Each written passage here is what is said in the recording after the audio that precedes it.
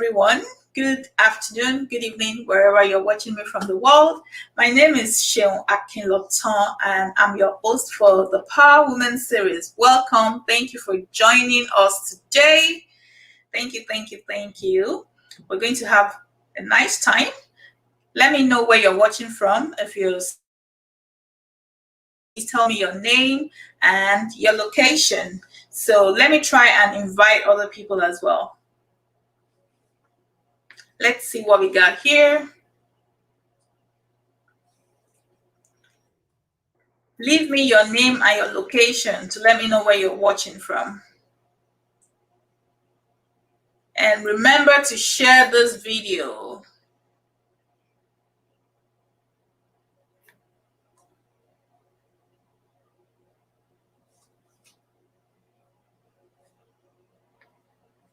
Hello? Can you see me? Who is here with us today? Hello? Thank you everyone for joining.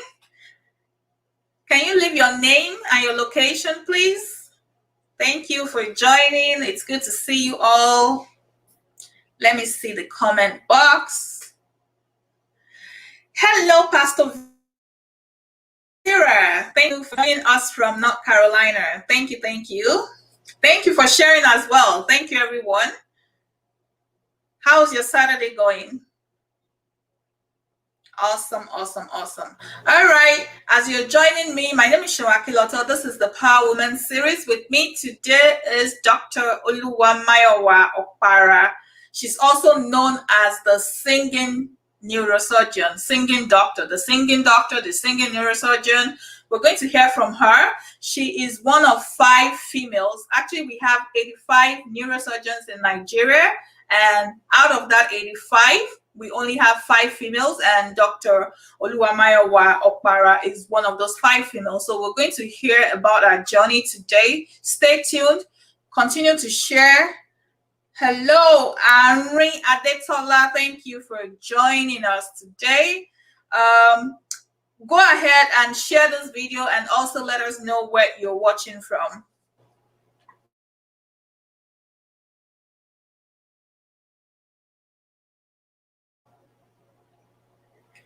All right, let us know where you're watching from.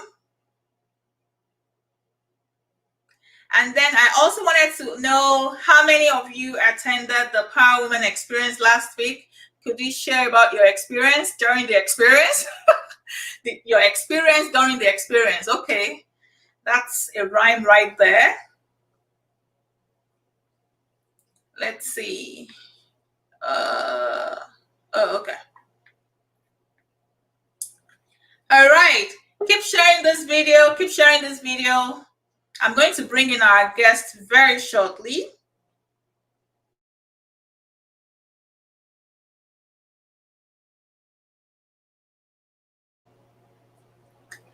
All right, let's get this started.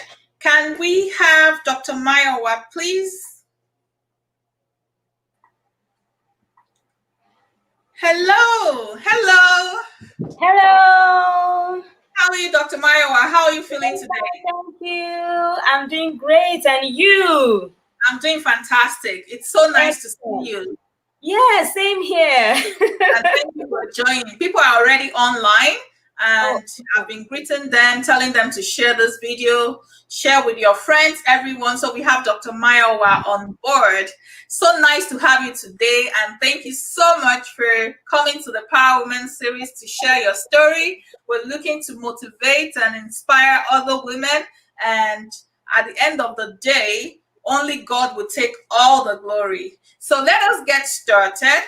Dr. Mayowa, could you please introduce yourself, who you are, what you do, what you represent? Okay, thank you. My name is Oluwamayowa Opara. I'm a neurosurgeon. I work at the Federal Medical Center, Umuahia, part-time, and also at the Abia State University Teaching Hospital, and also at Regional Stroke and Neuroscience Hospital, 3 hospitals. Okay. Yes. I'm a young lady, married with 2 children, and basically that's it about me. Oh, wow. So you work in 3 places? How do you do that? Okay, so it's basically part-time that I do. Okay. I'm part-time in those places, so I do one day in each of those places, just so that I can have time for my family, Okay. So hmm is from one point to another. Yeah, well, it's not easy, but the locations are just about an hour and a half from each other. So I live in Nowori. So I drive down to Uma here, and then I drive down to Aba, so that's precisely what I do. It's tiring, but I'm happy doing it. Oh, wow, wow. Okay, so your name is Dr. Oluwamayowa Opara, and you are also known as the singing doctor. Could you please explain to our audience how you arrived there? Like, how do you sing and how do you do your work as a doctor? Okay, so well, I sing and I'm a doctor, so that's the summary of it. But let me give you a full story so that um, everybody can get the story. So I've always loved the arts. I love poetry and I love singing. Since I was a little child, I've loved singing for a long time. But I also wanted to be a doctor. Okay, and how did that come about? One of my uncles introduced me to a book about Leonardo da Vinci. And if you know about Leonardo da Vinci, you find that he was described as a jack of all trades and master at all of it. People would usually say jack of all trades, master of none, but he was a master at all of it. He was a painter, he was an anatomist, he was an inventor, an engineer, and an artist by excellence. And reading about him when I was a little child, I was like, wow, this is amazing. I think I can do this. And even though I was a little child, I realized that I had something for music, I had something for poetry, I had something for the arts. But I felt like if I'm going to be like Leonardo, then I have to develop my science part. And that is how I decided on becoming, a doctor. It was the first thing that came to me. I wasn't interested in engineering and all those other things. So, yeah. So I decided I was going to be a doctor. And over the years, even though it's not easy to be a doctor. It's time consuming, if I can put it like that.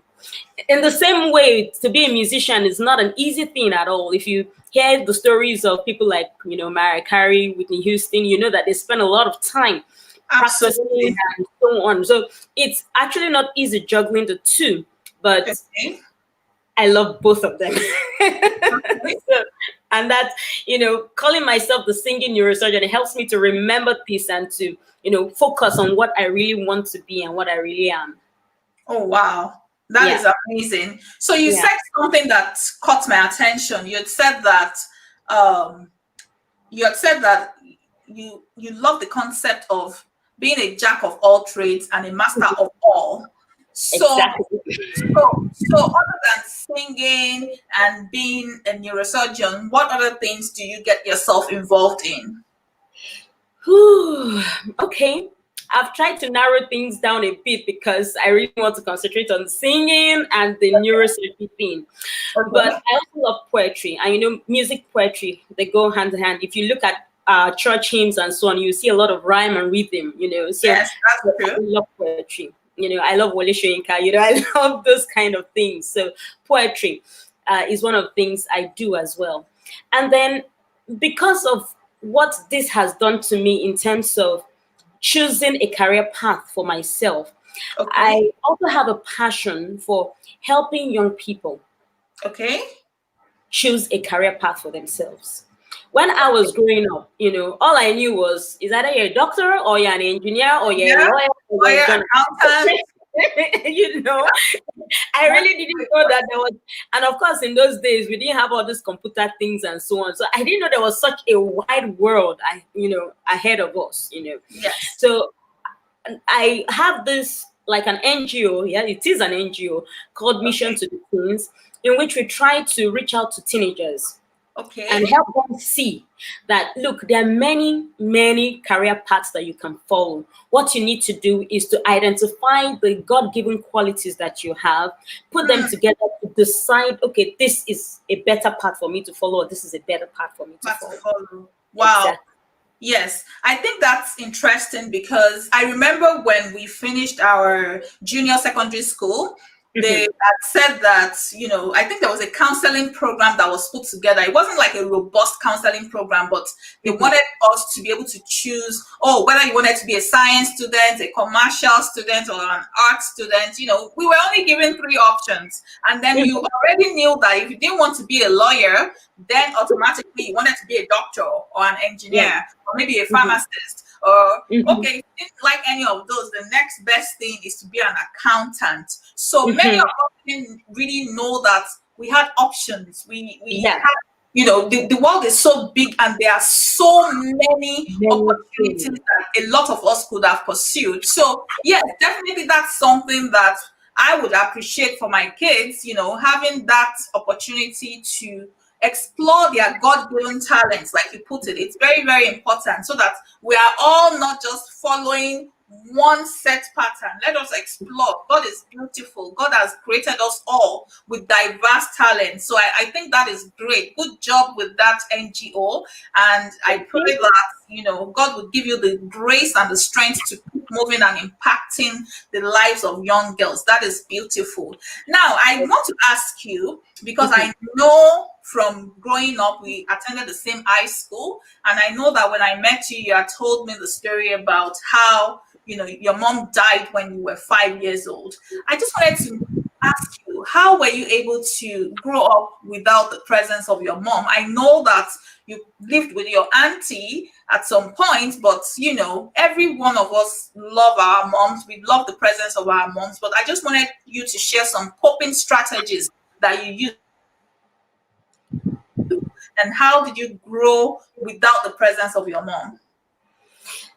Thank you very much. Well,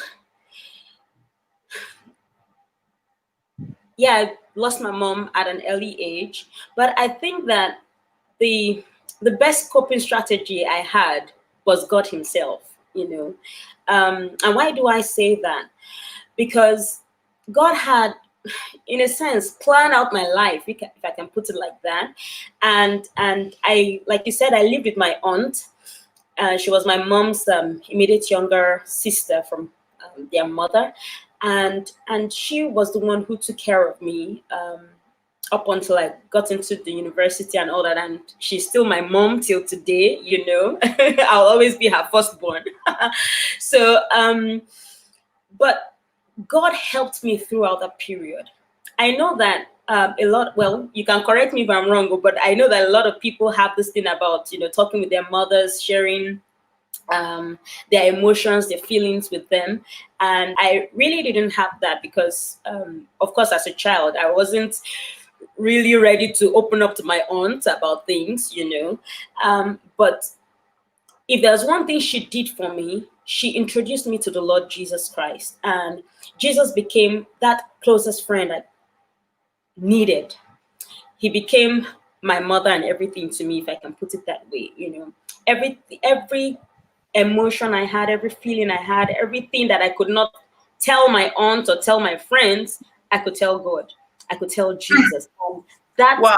really, helped me throughout my growing up period. Until now, he's still the best I've got. Yes, absolutely. Yeah, Absolutely. Sometimes in life, all we need is Jesus, yeah. but then we still need the physical affection and, compassion of people around us. And I'm really glad that you were able to weather whatever storm it was that you had to go through. And I'm thankful that you had good family members that were able to take care Yeah, of you. sure. And it's really important that we appreciate them and we give a shout out to your aunt for doing an amazing job. So now I want to ask you, I know that back in secondary school or high school, if you live in the United States, you had already said that you wanted to become a doctor. But I know that that's the general thing that everybody wanted to become. Everybody wanted to become a doctor. And if you were not a doctor, you would be an engineer. If you're not an engineer, you're an accountant. If you're not an accountant, then the next best thing is lawyer. Yeah. Yeah. Is this, choosing to be a doctor or choosing that specialization of being a neurosurgeon? I just wanted to know, is this something that you chose out of your own volition, or if you had other options, would you have pursued those other options? If you knew about other career options, like you're doing for the girls now, mission for the queens or mission for the girls, like you're doing for them now, you're opening them up to other opportunities that are available. If you had that opportunity back then, would you still be a doctor, or would you choose a different career path? If you would choose a different career path, what would that career path look like? Whoa, this is a very big question. So the answer is yes and no. Okay. The reason being that, like I told you, when I was in primary school, I really wanted to. I knew that I was into the arts. I loved, poetry. I loved words. I just loved the sound of words. I love talking. I used to look at TV then, and I'll be like, it'd be a good idea to be a newscaster, a journalist, But my turning point came when I read about Leonardo da Vinci, like I told you, and I decided that I was going to be a doctor. Now, that decision was shaken a little bit, because when I got into secondary school, you remember, by the time we were in SS1, I was this freaky about mathematics, and I fell in love with mathematics so much so that I was like, yes, this is the science thing I want to do now. I want to do mathematics. I want to forget about medicine and all of that. But thank God for, my aunt and other well-meaning uncles and aunties around who helped me to, rearrange my brain to think about medicine again, right? So deciding for medicine, like I said, it was my choice, and along the line it was shaky, but it was really my choice. And if I had the opportunity to choose something else, yes, what would that be? I probably wouldn't go anywhere near the sciences. I probably wouldn't. I'll probably just fix myself in the arts, go into my poetry, English. So your art is really in poetry. No, she's not. She's actually. No, I'm talking about you. I'm saying that your heart is really in poetry. Oh yes, poetry, music, those kind of things are the kind of things I really like, right?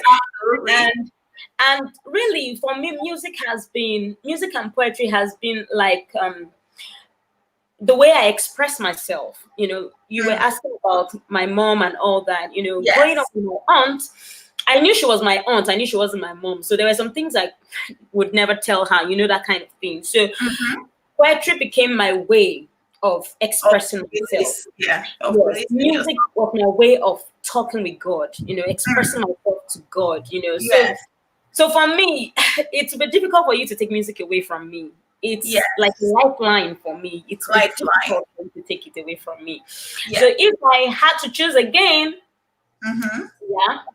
I'll choose medicine, neurosurgery in particular. I wouldn't do any other thing. But okay, if it was not medicine at all, then you can be sure that I'll be in poetry, theater art. I love acting, those kind of things. Oh wow, that is interesting. So now I know that a lot of people might be going through hard times, and for you, music or poetry is a way that you use in expressing yourself. So what advice would you give to someone that, this year has been tough, a lot of people are going through hard times? What advice would you give to such people to help them express themselves? Maybe they can't talk to their neighbor, or maybe they can't talk to their husband or their friends. What outlets do you think that people should use in expressing themselves? Well, prayer. Okay. And prayer is, I mean, it doesn't have to be, oh Jesus, oh Lord, oh, it doesn't have to be like that. You can sing to God, right? You can talk to God. You can write out your thoughts, on paper, right? The most important thing you need to know, though, is that God sees you, God hears you, God Yes, feels what you're feeling, and yes. more than that, He does care about you. Hallelujah. He does care about you, right? That's He wants to step in. He wants to help you, right? yes. All He just wants is for you to say, "Go ahead, help me," and He's willing to do that Give if him the you're willing to permission. listen. Exactly. So these are, for me, I think these are ways that it's not necessarily that you have to go into church and go and shake your head and beat on the table. No, no, no. You can express yourself to God in songs. You can express yourself to God writing. You can, be in your bathroom and you're talking to God. Hallelujah. And He hears you anywhere you may be. He hears you anywhere you may be. That is absolutely fantastic. Now, thank you for that. Now, I know that you finished medical school at 22, when you were 22. Is that correct? Yes, ma'am. Medical school at 22. I think that's a feat for geniuses. Like, how in the world were you able to achieve that? How can you finish medical school at 22? Most people, maybe 24, 25. I don't know how you did it. Could you please share more about that? I think you finished secondary school early as well. Yes, I did. Yes, I did. So I think this is just God. Wow. And yeah. So of course, I left primary school from primary 5, so I was able to enter secondary school quite early, and we finished secondary school. I was 15 when I finished secondary school.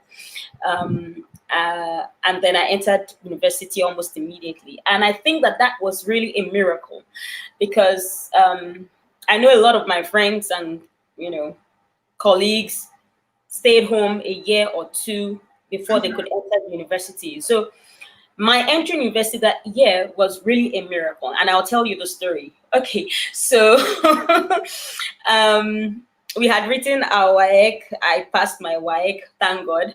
And then we wrote JAM. And I tried. I tried to study for JAM. But you know how JAM is, don't you? Don't you? I didn't know that one. Yes. I had to write JAM twice. Oh, you see. You see.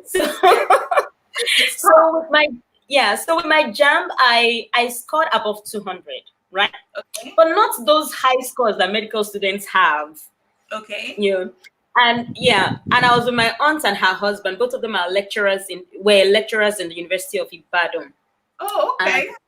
Yes. So my uncle was a lecturer in Department of Philosophy. He was a philosopher. My aunt in chemistry. Right. Okay. So they asked, their colleagues, what can we do? She got above 200, but the score is quite low and so on. And everybody told them, forget it. She cannot study medicine with that. Maybe she should go and try chemistry. Maybe she should go and try physics, because they said I can't even enter for chemistry. Okay. That's how bad it was. You can't do chemistry with that in UI. And UI was my first choice. Yes. Fortunately for me, when I was filling my JAM form, I decided to fill UI as first choice and Uniport as second choice.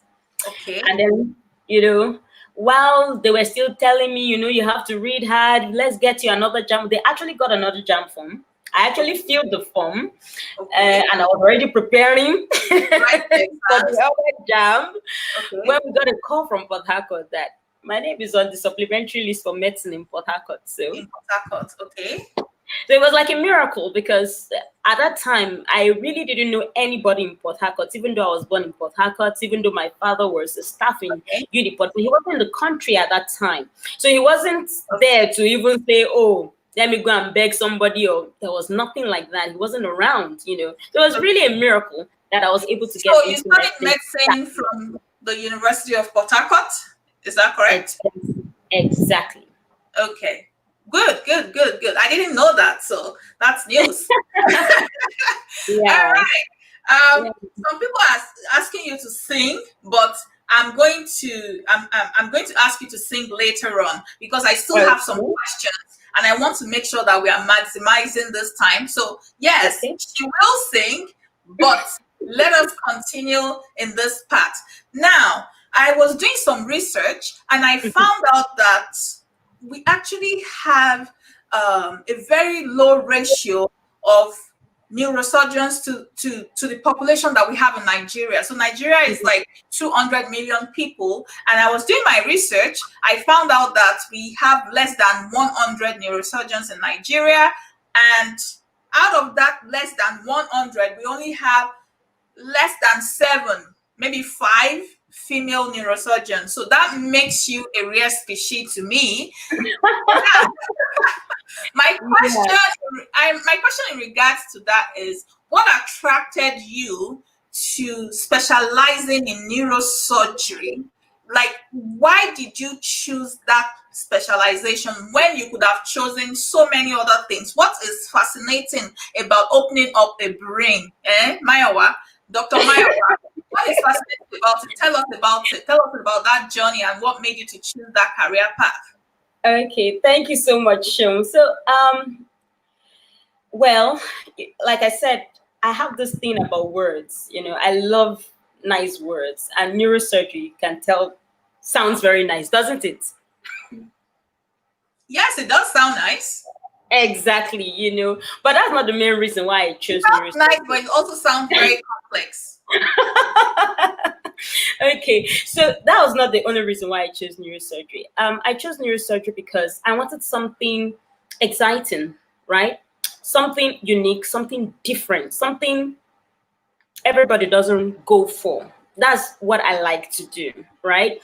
And I like to imagine why people reason the way they reason. I almost wanted to go into psychology because I wanted to know how people reason the way they reason, what makes people think, And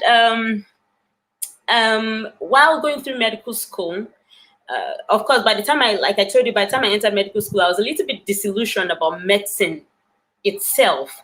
But by the time I did got to year 3 doing neuroanatomy and head and neck, medical people can relate with that. Head and neck anatomy and neuroanatomy. Something just came alive in me. My anatomy up to that point was very poor. But by the time I got to neuroanatomy and I began to read all these high sounding words, amygdala, hippocampus, medulla oblongata, those kind of things. I just came alive. Wow. I just came alive. Locus ceruleus, all those high sounding names. I came alive and I fell in love with neuroanatomy. And Wow. By the time I finished, through the clinical years, I actually did try looking at the other specialties. I looked at pediatrics, I looked at, O&G, I looked at general surgery. I even looked at psychiatry, but by that time, I think I was already in love with neuroanatomy. With neurosurgery. And then, of course, somewhere along the line too, I read about Ben Carson. And Ben Carson his books were like a real support for me going through medical school. Because, I could see from his stories that all I needed to do was to put my head down and study. He did that, and he moved from back of the class to being top of the class, and then becoming a neurosurgeon. Wow. So I looked at that story, and it's been an inspiration for me. And I anytime I feel like I don't understand what's going on in class, I don't know what's going on, I go back and read his stories and put my head down and study. So he's another reason why I decided to go into If Ben Carson can do it, I'm sure Mayowa can also do it. So wow. Yeah.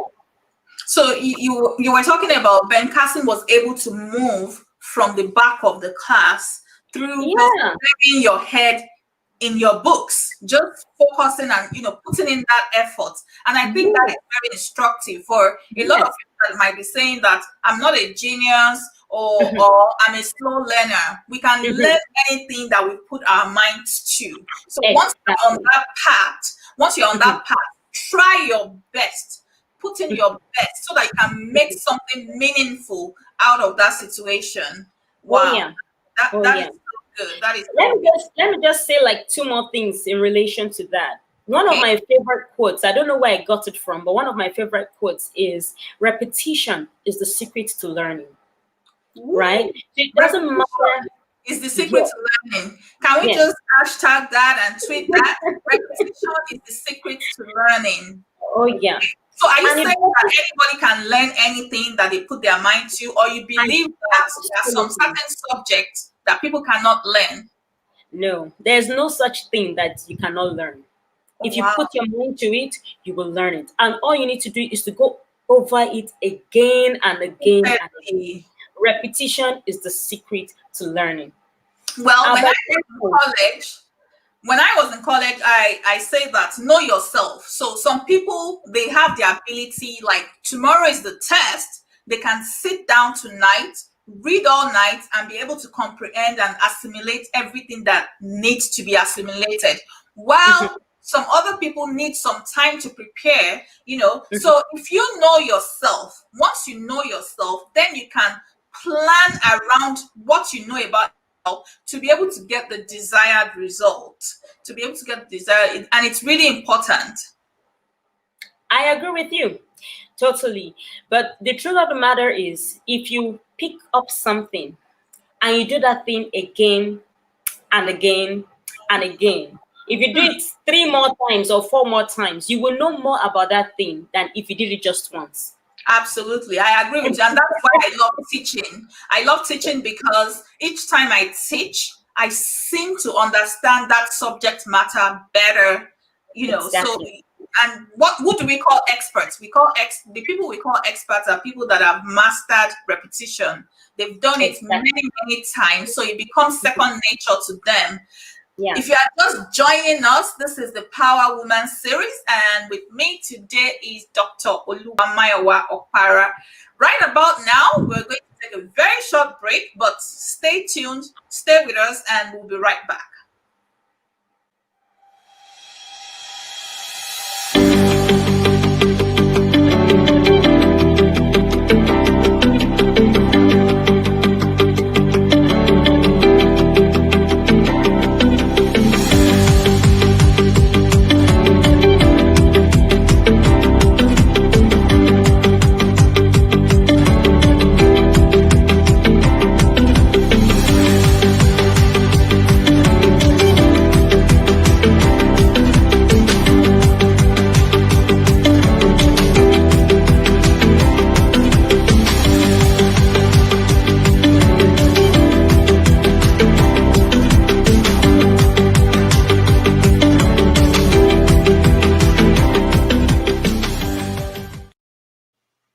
Welcome back. My name is Sheon Akinlotan, and this is the Power Woman series. Our guest for today is Dr. Oluwamayowa Opara, and we've been discussing her life path, her career choice, how she grew up, the things that she loves doing, and we're going to continue right about now. So, Dr. Mayowa, is Dr. Mayowa here?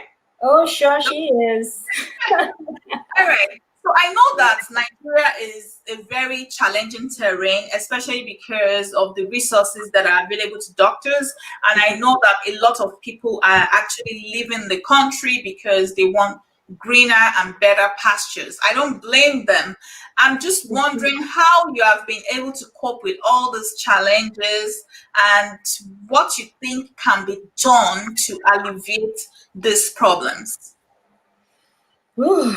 Well, all right. Thank you so much. I'll start by saying that I'm happy being a Nigerian. I believe so strongly that there's a reason God made me a Nigerian. And so I fly my flag anywhere very happy. I don't blame those who are leaving the country, like you said. I mean, everybody has a path to follow. But I believe so strongly in nation building, and I believe that nobody can build Nigeria for us. I believe that America can do it for us. China can do it for us. We are the ones that will have to do it ourselves. And the very first thing that we would need to work on, in my opinion, is we need to change our mindset. We need to change our mindset about how the nation should be. We need to change our mindset about how we want things to run in this country. If we look at the nation, it seems that there is a problem in almost every sector. But the only way to tackle it, or the best way to tackle it, is to change our mindset, to change the way we reason, to change the way we think, and begin to see that we are the ones who make the nation. Nobody can change it for us. We are the ones who can make that change. If we want to see a change in the health sector, we want to see a change in the banking sector, we want to see a change in import and export, we want to see a change in the education, we are the ones to make that change. And if all of us can start from where we are, right, eventually it will get round. I know that sociologists and political scientists and all that will also talk about leadership, right? Because they say it's everything starts from the top, it goes from the top down. So leadership is something we also need to work on. I'm not blaming anybody. I'm not trying to investigate anybody, but the truth of the matter is that we all are leaders in one way or the other. And sometimes I talk to my colleagues and I'm like, what plans do we have in place just in case tomorrow we gather around and make Shinwa Kiloton the president of Nigeria? What plans does he have in place for that? You're laughing, but yes, because eventually one day, one of us, and I don't mean you or me, but I mean one of us, young people now, will get into those positions of authority. What plans do we have in place? What are we thinking? How are we, making plans of what we need to do to make Nigeria the country of our dreams, right? And for me, I think these are the places that we need to start from. Okay. I hear you. I understand absolutely where you're coming from, but also from the other side, and what I've heard from the grapevine is that the current leaders we have are not even giving room or giving the younger ones an opportunity. So for example, you want to make that change. A lot of people want to make that change, but they've not had the opportunity. And one example that I would give right now is you are working at the Federal Medical Center and you need something as simple as MRI scan, and then there's no electricity to run it, and then maybe the patient is not able to be saved. I'm sure you've had some incidences whereby if there were better resources, better access to resources, or maybe if the hospitals are better funded, or the healthcare system is just working right, there will be a lot of lives that would have been saved rather than the statistics that we have. So if people feel handicapped, if people feel like they cannot fully express their creativity, they can't bring value to the table because the system is not working the way it should, would you then blame those people for, trying to leave to where their skills and their creativity is better appreciated? Or do you just think that people should I know you said that leadership starts with you, our mindset, we can do so many things, but sometimes it seems like the system just kind of folds your hands and you are not able to really make that change that you truly want to make. What do you say to that? Absolutely, you are right, and sometimes, when you think about how things are done in the country, sometimes you just, throw up your hands in the air and give up, But for me in the health sector, for instance, I can't afford to just give up because somebody's life is dependent on you. You just have to keep working ahead. You just have to keep trying no matter what. Keep trying. Right? Wow. You just have to keep trying no matter what. there's no electricity, you have to call the generator operator. The generator operator may not understand why you're shouting and saying, put on the gen, this, that, right? He's not a doctor. He doesn't care. He doesn't really know, right? But Wow. you have to do that because you understand that somebody's life is at stake, right? So you just have to keep forging ahead no matter what. And for me, I just keep on telling myself that, well, I'm here. I can't just fold my hands, right? I'm here. I have to do my part. I have to play my part. Yeah. So that is just it. We just have to keep doing what we can. I don't blame people who are living, like you said. I don't blame anybody, you know. And it's just that, like, for me, I have never really considered leaving the country. You know, if you have the opportunity to leave, would you leave or say, no, I want to build my country? No. I don't mind going to train, you know, go and see what's happening in other places. The earth is watching. Everybody will say that, you know what, let me go for 1 year or 2, and then 1 year turns into 5 years, it turns into 10 years. Yes, I understand that, but you know, I mean, I've been out of the country for some time too. I was in South Africa for 6 months, and yes, I love South Africa, but home is home. I love my home, and I'm that is absolutely fantastic. That is absolutely fantastic. So the other question I wanted to ask is, as a neurosurgeon, and I know that brain health or mental health is not something that a lot of people love to talk about, but I feel like it's important, and I feel like if people are logged in today, they can hear first-hand information from you as a neurosurgeon. So do you have any tips or as to how we can keep ourselves mentally active? I know maybe the mental health part is mainly for psychiatry, but do you have any tips for keeping your brain intact? We hear of people that are 100 years old and they have very high cognitive system. Is there any tips for that? Is there anything that people should do to keep their mental or brain health optimal? Well, apart from the general things of take lots of water, take vitamin C, fruits and vegetables, those are general things. Exercise. Exercising helps a lot, you know. So those are general, which I believe everybody knows about, I hope.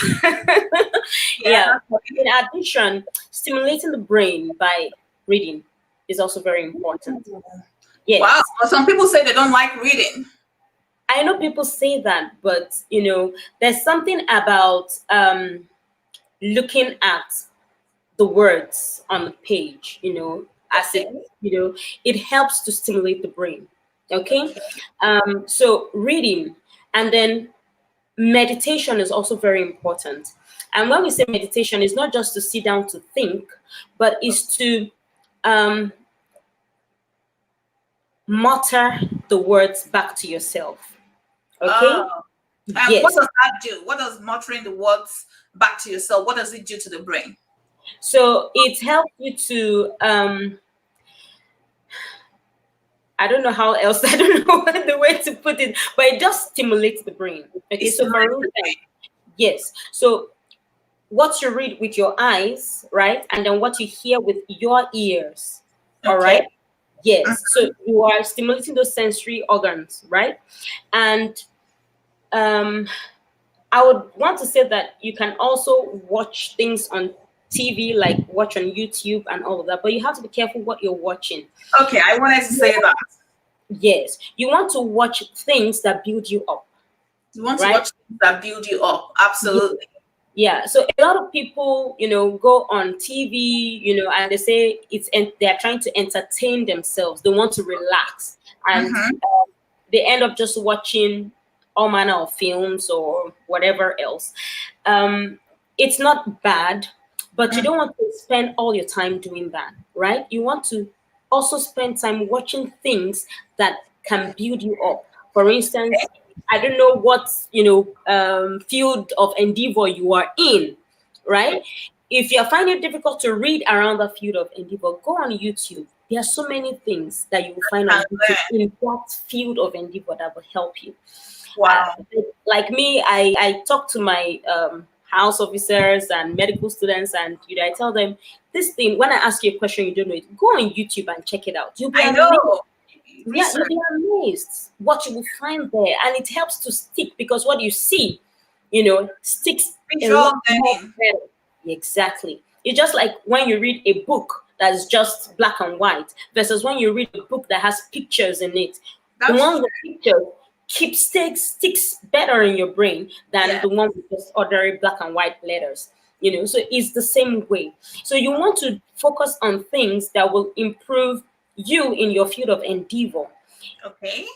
I would want to say that it's good to look at your field of endeavor not just as something to bring you an income, but something that makes you a blessing to your world. Wow. Exactly. You have to look at yourself and believe in yourself. Know that God placed you here for a purpose, right? You're not just one of the 6 million or 6 billion people on earth. Oh wow. God made you, put a lot of things in you so that you can be a blessing to the remaining 5.9999 billion people on earth. Everybody is unique. Everybody has something to offer. Has something to offer. So I just wanted to reiterate something you just said now. So you said that don't look at your field of endeavor just from the perspective of bringing in income, but also look at it from the perspective of what value are you adding to your world? What value are you bringing to the table? And that is on point, I must say. So someone is giving you a shout out in the comment. Said that Dr. Mayowa Opara was really helpful when I was writing a dissertation on stroke. Thank you, Dr. Mayowa. Thank you. And thanks everyone for joining us. If you have any questions for Dr. Mayowa, this is your opportunity to ask those questions. Please drop your questions in the comment box. As the questions are coming in, we shall be reading them. Now, back to you, Dr. Mayowa. I want to talk a little bit about your singing, your passion for singing. I know that in 2017, you had released an album. I want you to tell our audience about that album and what plans you have for that album. What plans do you have for reaching more people and letting them know about this wonderful work of yours? And you're going to sing for us as well. Question first. Okay, all right. So with all my love for music and all that, I'm a church rat, so so I do much of my singing in church circles, Okay. Yeah, and I actually have been writing songs since secondary school thereabout. I'm sure most of those lyrics I've thrown them away or got missing somehow. But on my album, I have some songs that I wrote since 1998. Wow. Right? Exactly. So to me, my small mind then, just sing your song in church, the choir will sing it with you and that's fine. But somebody told me, one of my friends, one of the keyboardists we had in Sokoto, then I lived in Sokoto for a while, John Dixon, and he said to me that, look, yes, it's good to sing your song with the choir and all that, but if you have an album, imagine the number of people you will reach. Yes.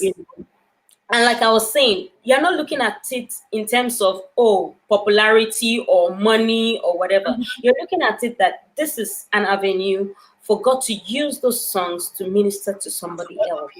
Yes, absolutely. I believe that I'm a human being like every other person. So what I'm going through, other people are going through it.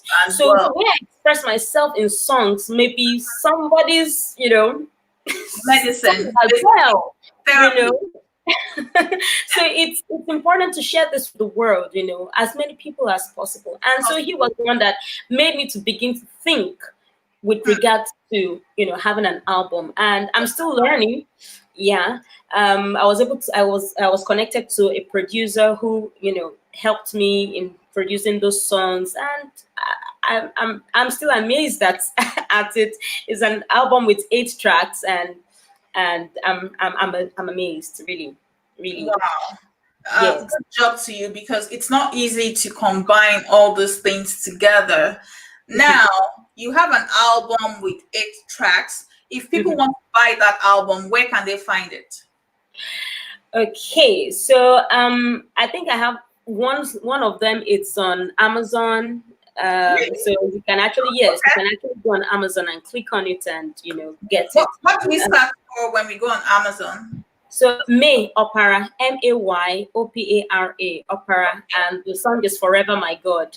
So Forever My God. Oh, yes, yes, okay. and So now that's the title of the album. So that's fine. yes, yeah, So and then even on if you Google.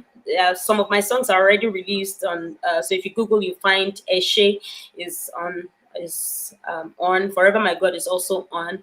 The album itself, the CD, actually was given out free because it's my first album. Yes, so I have it in quite a number of stores around Nigeria. I'm sorry I haven't sent it to the US yet. Maybe I'll yeah, send to you you. You can said help my me. yes. I Okay, need one. I would do that. I would do that. All Wow. right. Yeah. This is great. This is great. And thank you so much for being a blessing to the world. If you are just joining us, my name is Seun Akinloton, and this is the Power Woman series. With me today is Dr. Oluwamayowa Opara. She is a neurosurgeon and she's practicing from what state again? Owerri, Imo State, Nigeria. Imo State, Nigeria. And if you have questions for Dr. Mayowa, please leave it in the comment box. Now, Doctor, you're going to Yes. sing for us before we end this session today. But Uh, before you sing, I wanted to ask you, looking back, if you have the opportunity to look back to your 22-year-old self or 21-year-old self, what would you say? What three things your 22-year-old self?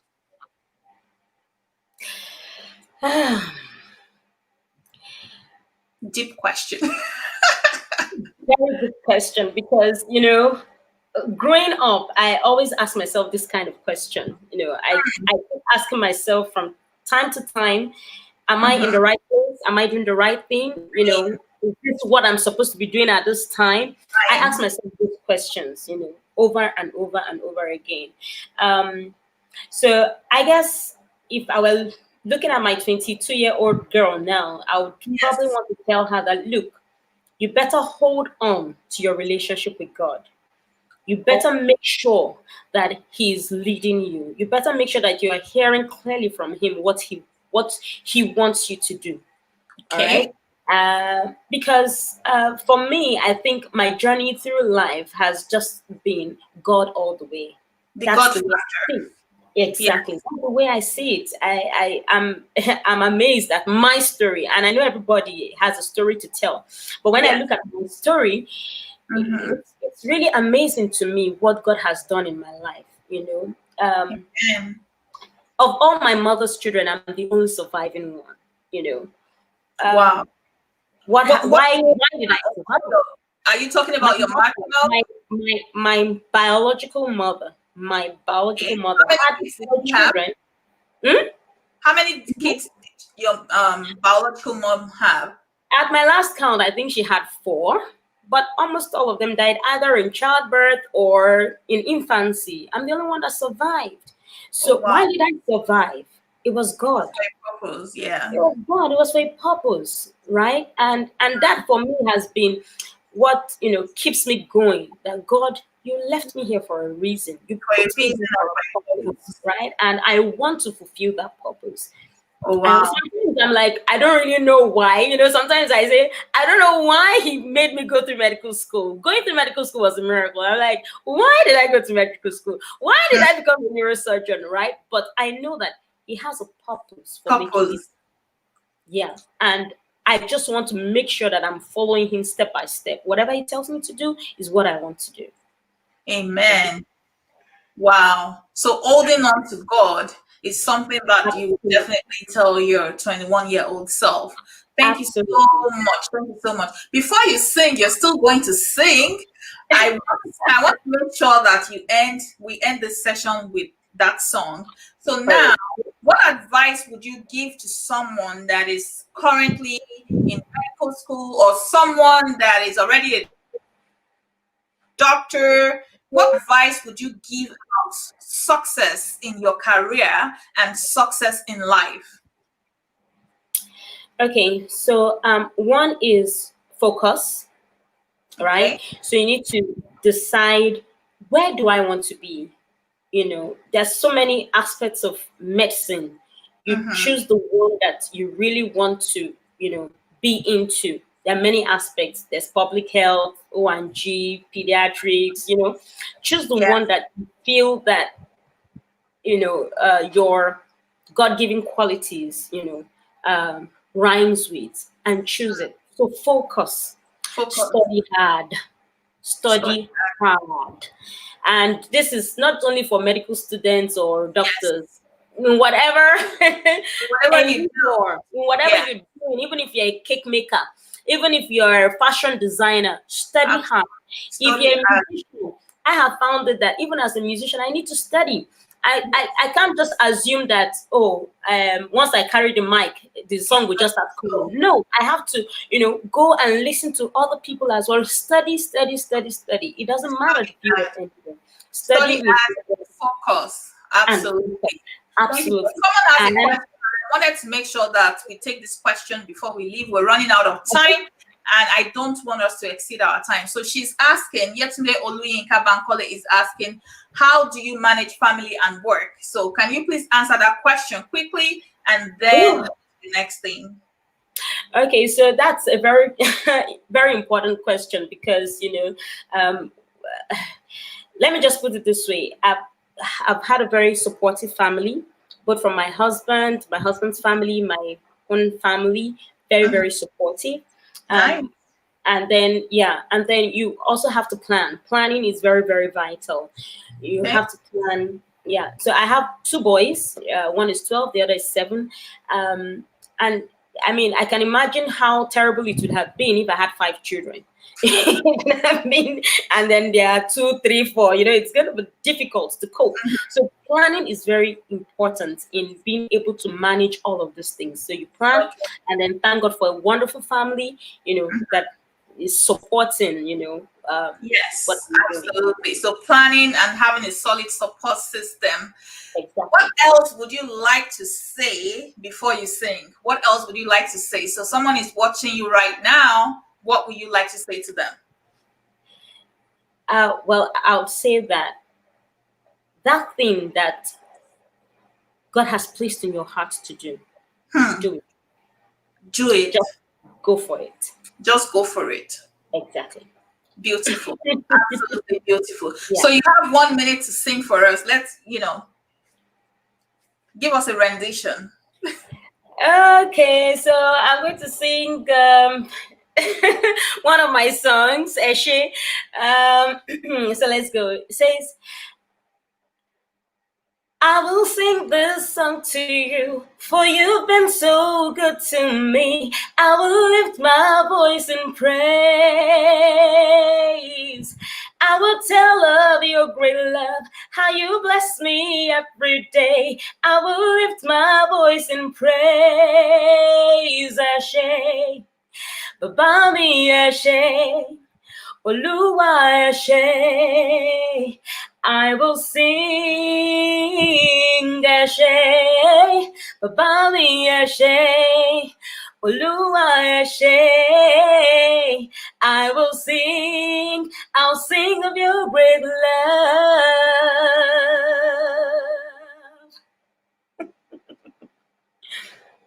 Thank you, Jesus. Thank you so much, Dr. Mayowa. We've come to the end of today's session. Thank you, everyone, for joining us for the Power Woman series. Once again, my name is Sheon Akinloton. Thank you for joining us, and until next time, be exceptional, be intentional, and be on point. Bye-bye.